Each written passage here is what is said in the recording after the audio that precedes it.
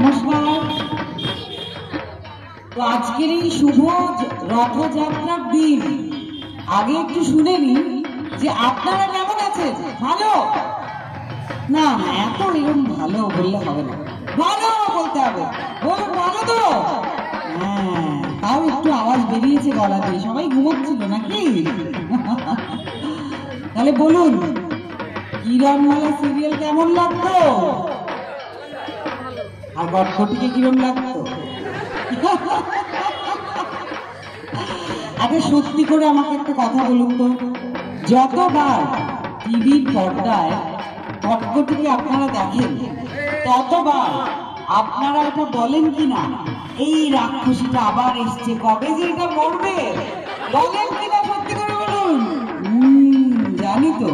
তবে এটাও সত্যি যে কটকটি যদি না থাকে, কটকটি যদি বদমাইশি না করে, তাহলে কিরণমালা কি করে সমস্ত যা যা খারাপ আছে তার নাশ কি করে করবে? তাকে যুদ্ধ করতে হবে, সেই জন্য কটকটির দরকার। কিন্তু আপনারা এই রাক্ষসী রানী কটকটিকে এত ভালোবাসা দিয়েছেন, এটা আমার কাছে একটা বিরাট বিরাট পাওনা। যাই হোক, আজ রথযাত্রার শুভ দিনে আপনাদের সামনে, আপনাদের এত কাছে আমি আসতে পেরেছি, তার জন্য অনেক অনেক ধন্যবাদ। তো আজ এত দারুণ হাসি মুখ সবার, তো আমি একটু সাহস পেয়ে গেছি। আমি ভাবছি খালি গলায় দু লাইন গান করবো, কিন্তু গলা আমার ভাঙা, বুঝতেই পারছেন, আর আমি তো গায়িকা নই। যেমনই গাই, দু লাইন গাওয়ার পর খুব জোরদার হাততালি দিতে হবে, কিন্তু সেটা পাবো তো? ঠিক তো?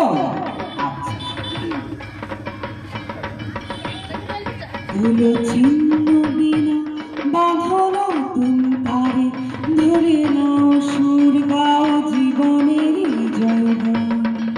আগামী দিনের আলো দু চোখে মেখে নাও, আধার ঘুচিয়ে দাও হলো বিমান। তোলো ছিন্ন বিনা।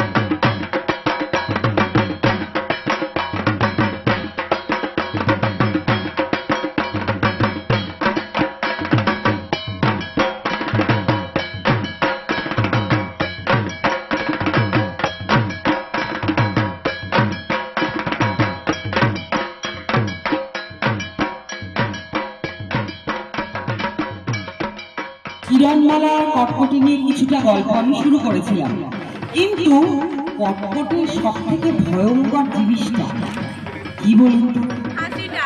ঠিক, কটকটির হাসি।